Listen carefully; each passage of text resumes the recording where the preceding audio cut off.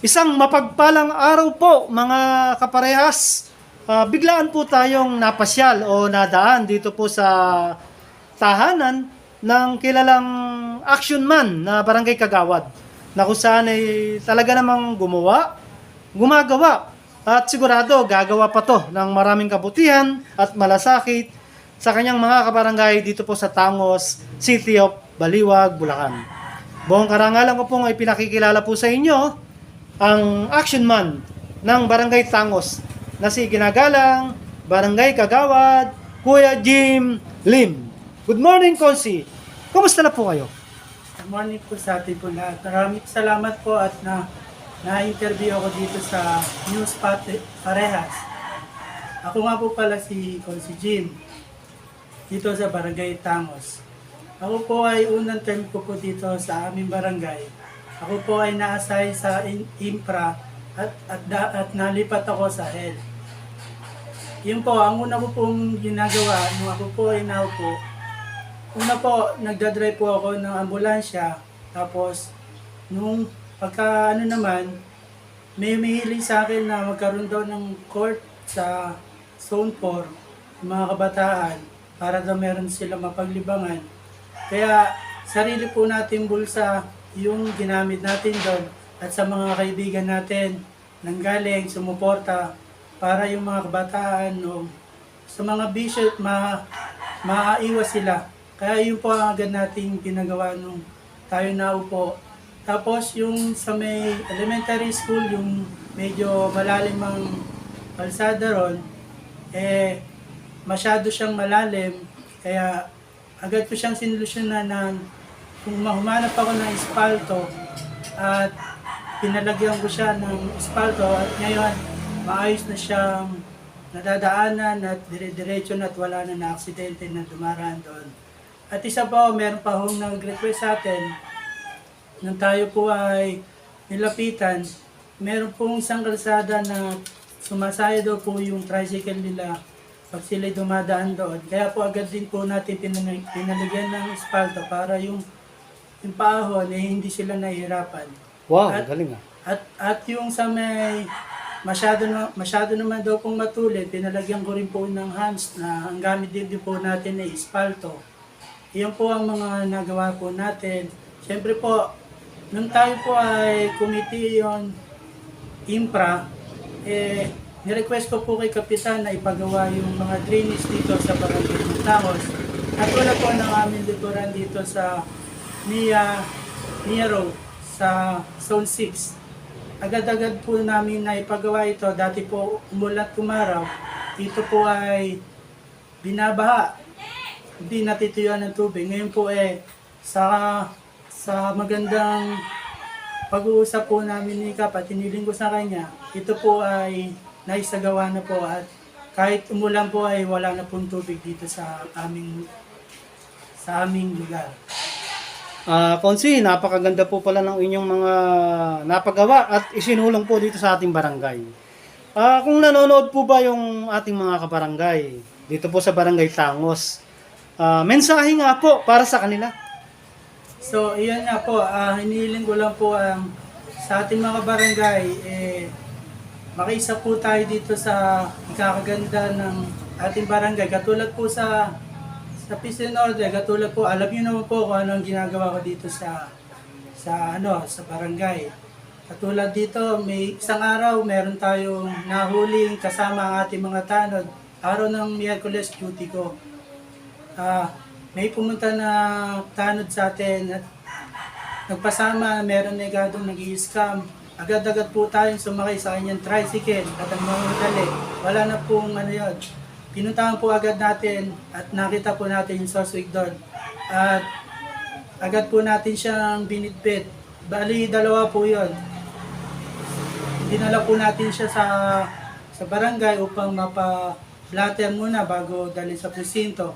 At pagkadating sa presinto, yun po ay, kumbaga sinampahan ng kaso. Ito po yung sabi ni Kong Cholo na ito din po yung maano sa mga Gcash nila. Kaya po makikita ninyo.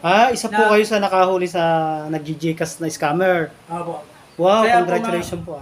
Kaya kung makikita ninyo doon na nakapost kay Concholo yung mga tao na yon, umamin naman po sa akin yung tao na talaga yun po ang trabaho nila. Siyempre, kinakausap ko pa po sila ng masinsinan.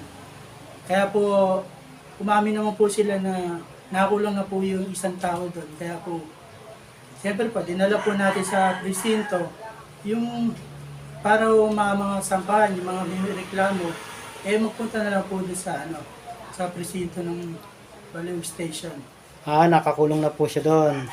Kagaling niyo po pala. Sa committee niyo pa po pala.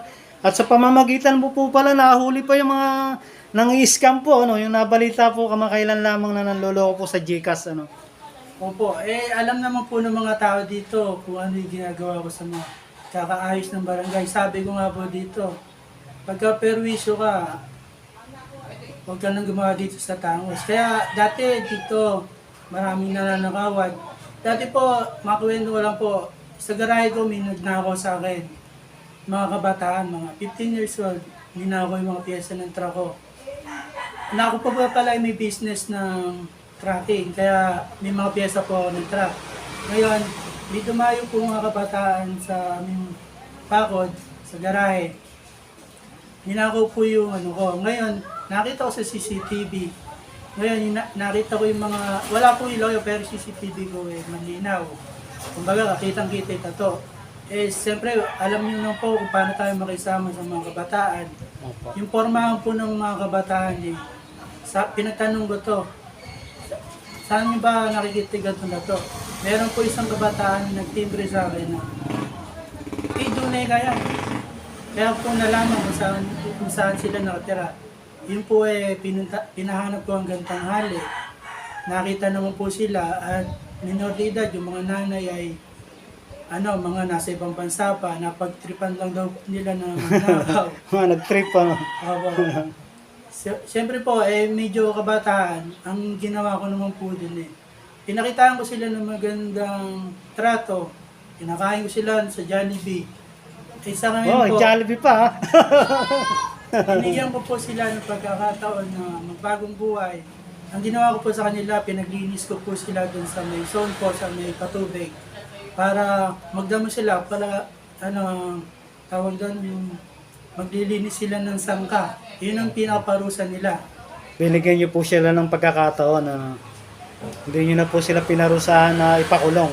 Hindi na kasi mga bata. Kumbaga, siyempre, sabi ko sa nila, wag na kang mauulit yan. At ngayon, katulad ng pangyayari na yan, ang nangyari doon, nakikita nila ako ngayon sa Jollibee, binabati nila ako, konsi, kung nagugulat ako, may tumatawag sa akin. Hindi sila nagtanim ng sama ng loob sa akin dahil nakikita nila na maganda pinakakiusap ko sa kanila at ginawa, binigyan ko sila ng pagkakataon.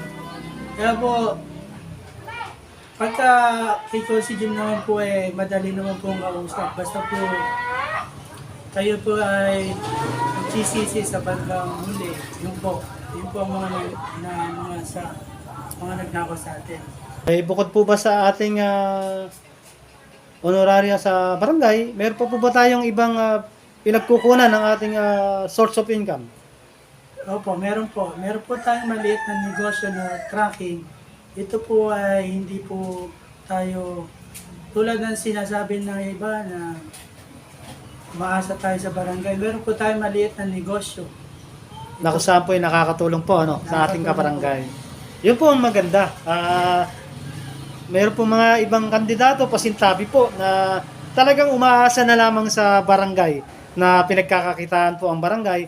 Ito po si Kuya Jim, masasabing hindi lang po barangay po ang kanyang inaasahan na nakukuha sa barangay, kundi meron po siyang bagaman maliit na business, bukal sa puso naman ang kanyang pagtulong sa kanyang kapwa sa pamamagitan ng malinis na pamamaraan na hanap buhay niya.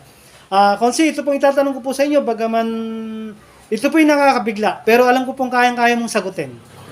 Kung matutuloy po ba ang barangay election this coming November 2, kayo po ba ay handang muling lumaban bilang barangay kagawad o babalik na lang po sa normal pong pamumuhay? So yan nga po, maganda punta na yan. Handa po ako makilahok ulit sa darating na halalang kung ito po ay may sasatuparan sa November. Handa po akong tumuloy upang ipagpatuloy ko po ang aking gustong gawin at para ikaganda ng ating barangay, para ikakaayos ng ating barangay. Wow! Napakaganda ng mensahe ng ating action man na masasabing ito pong taong ito hindi mayabang, hindi plastic. Talagang umaharap sa tao kahit sino ka pa. Hindi ka tatalikuran, hindi ka pagtataguan. Ganyan po sana mga lingkod ng barangay.